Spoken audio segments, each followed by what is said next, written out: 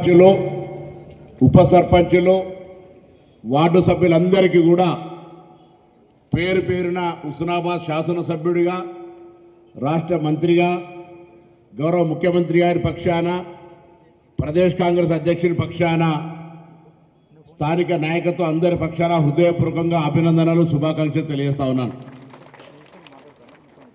మనమే సపోర్ట్ కొట్టుకోవాలి. ఒకసారి గట్టిగా మీ అందరికీ నా పక్షాన అభినందనలు.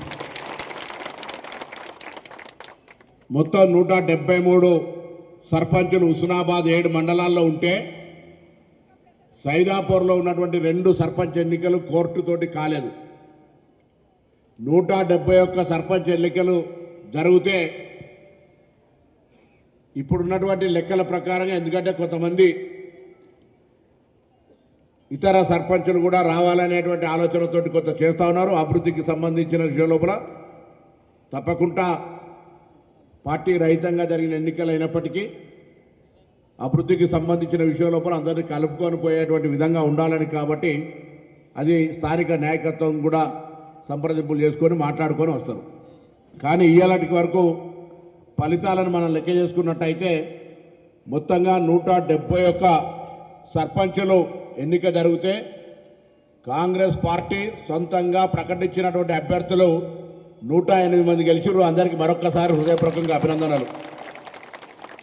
11 మంది ఇండిపెండెంట్ గెలిచినారు. 11 మంది ఇండిపెండెంట్ కూడా కాంగ్రెస్ పార్టీలో వస్తూ ఉన్నారు. కొంతమంది ఇప్పటికే రేకొండ లాంటి లేదా ఇతర గ్రామ సర్పంచులు కలిసినా కూడా మేము 11 మందిని ఇండిపెండెంట్గానే చూస్తూ ఉన్నాం. ఆ 11 మంది కూడా మన వాళ్ళు అయినట్టయితే 119 మంది కాంగ్రెస్ పార్టీకి సంబంధించినటువంటి సర్పంచులు అవుతా ఉన్నారు.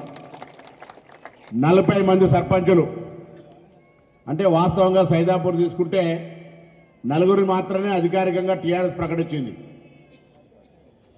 కానీ ఇండివిజువల్గా మనం మాట్లాడుకున్నప్పుడు చూస్తే అక్కడ లెక్కకు 7గా క్లెయిమ్ చేస్తున్నాం కాబట్టి 7 చూస్తున్నాం. మనకేం అక్కడ డిఫరెన్స్ ఆఫ్ ఒపీనియన్ లేకుండా టీఆర్ఎస్ పార్టీ 40 సర్పంచ్ స్థానాలు గెలిచింది.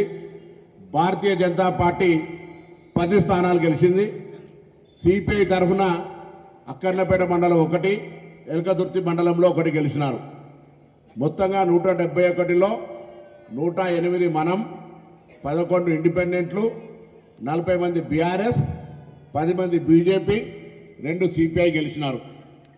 వాళ్ళందరికీ మరొక్కసారి 171 మందికి అభినందనలు. ముఖ్యంగా కాంగ్రెస్ పార్టీ కార్యకర్తల కృషితోటి గ్రామాల్లో మనం జరిపినటువంటి మీ నాయకత్వంలో ఇందిరమ్మ ఇండ్లు కావచ్చు, రేషన్ కార్డులు కావచ్చు, సన్న బియ్యం కావచ్చు, 200 యూనిట్ల ఫ్రీ కావచ్చు, వడ్డీ లేని రుణాలు కావచ్చు, ఉచిత బస్సు కావచ్చు, ముఖ్యమంత్రి గారి సహాయ నిధి కింద చెక్కులు కావచ్చు, గ్రామీణ ప్రాంతాల్లో ఈజీఎస్ కింద రోడ్లు కావచ్చు, లేదా ఇతరత్ర ప్రజలకు సంబంధించిన అనేక సమస్యల లోపల విద్యుత్తు తదితర అంశాలకు సంబంధించి అగ్రికల్చర్తో సహా అన్ని అంశాల యొక్క పరిష్కారం కావడం ద్వారా వాళ్ళందరూ కూడా ఈరోజు గెలిచినారు. ప్రజలందరికీ కూడా హృదయపూర్వకంగా ధన్యవాదాలు. ముఖ్యంగా అబో 80% పోలింగ్లో పాల్గొన్నటువంటి గ్రామాల ప్రజలందరికీ పేరు పేరున హృదయపూర్వకంగా ధన్యవాదాలు. ఎందుకంటే ఓటింగు జూబ్లీలు చూసిన మొన్న ఉప ఎన్నిక 50% అతి కష్టం మీద 7 డివిజన్లకు 7 మంత్రులు అధికారులు అందరూ సినిమా యాక్టర్లు అందరూ తిరిగి ఓటేస్తే కూడా 50% దాటలే. ఇలా గ్రామీణ ప్రాంత ప్రజలకు ప్రజాస్వామ్యం మీద ఎంత విశ్వాసం ఉందో, ప్రజాస్వామ్యము బాగా అభివృద్ధి చెందాలంటే గ్రామీణ ప్రాంతాలతోటే జరుగుతుందనేటువంటి విశ్వాసంతో కొన్ని గ్రామాల్లో చూసిన టీవీ ఇంటర్వ్యూ వేస్తుంటే ఒక ముసలమ్మని అడిగినారు, అమ్మ ఓటేస్తున్నావు ఎట్లా అంటే, ఓటైపోతే లేనట్టే కదా, ఓటేస్తేనే ఉన్నట్టు కదా అనేటువంటి మాట మాట్లాడుతున్నారు. ఆ విధంగా ప్రజల విశ్వాసం కొద్దీ ఇంత పెద్ద ఎత్తున ఓటింగ్ లోపల పాల్గొన్న అందరికీ కూడా పేరు పేరున ధన్యవాదాలు. తప్పకుండా మీరు ఇచ్చినటువంటి తీర్పు మా గెలిచిన సర్పంచులు అందరితోటి కలిసి హుస్నాబాద్ నియోజకవర్గానికి సంబంధించి అన్ని రకాలుగా వైద్యపరంగా, విద్యపరంగా, పరిశ్రమల పరంగా, వ్యవసాయ పరంగా, టూరిజం పరంగా అన్ని రకాలుగా అందరినీ కలుపుకొని పోయి అభివృద్ధి చేయడం జరుగుతుంది.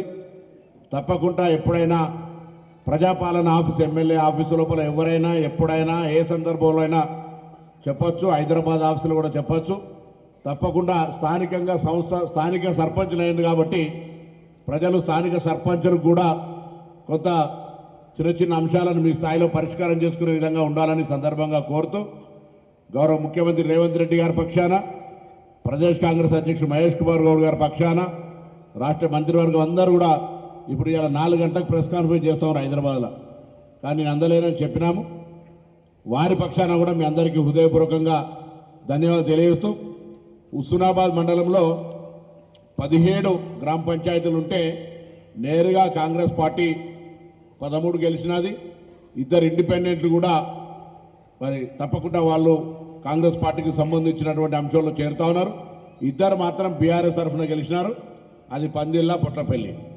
బీజేపీ ఎవరు గెలవలేదు, సిపిఐ ఎవరు గెలవలేదు. అక్కన్నపేటలో 38 గ్రామ పంచాయతీలు ఉంటే 27 గ్రామ పంచాయతీలు కాంగ్రెస్ గెలిచింది. 2 ఇండిపెండెంట్లు, 7 బీఆర్ఎస్ తరఫున గెలిచినారు. 1 బీజేపీ, 1 సిపిఐ. కోహెడలో 27 గ్రామ పంచాయతీలు ఉంటే 17 గ్రామ పంచాయతీలు కాంగ్రెస్ గెలిచింది, 1 ఇండిపెండెంట్. 5 బీఆర్ఎస్ గెలిచింది, బీజేపీ 4 గెలిచింది.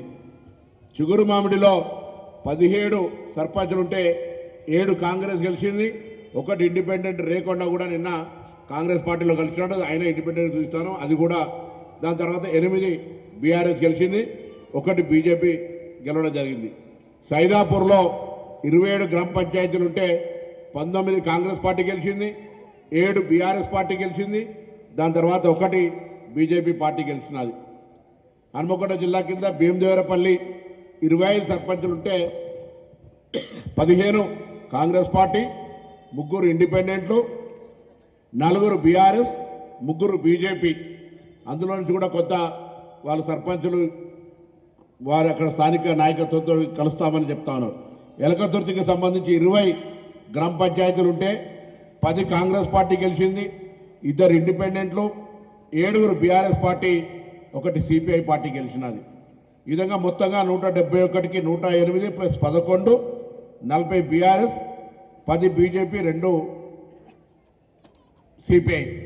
మరొకసారి అందరికీ హృదయపూర్వకంగా ధన్యవాదాలు తెలియజేస్తూ, గెలిచినటువంటి ముందు ప్రతి సర్పంచ్, సర్పంచ్ పిలిచినప్పుడు ఉప సర్పంచ్ కూడా మనోళ్ళైతే వస్తే అందరికీ నేను సన్మానం చేస్తా. సన్మానం చేసిన వాళ్ళంతా వారి వెంట వచ్చినటువంటి కార్యకర్తలు అందరూ కూడా కలిసి మార్కెట్ యార్డ్లో అందరికీ భోజనం ఏర్పాటు చేసినాం. దయచేసి అందరూ భోజనం చేసి పోవాల్సిందిగా కోరుతా ఉన్నా. ఈ కార్యక్రమాన్ని మరి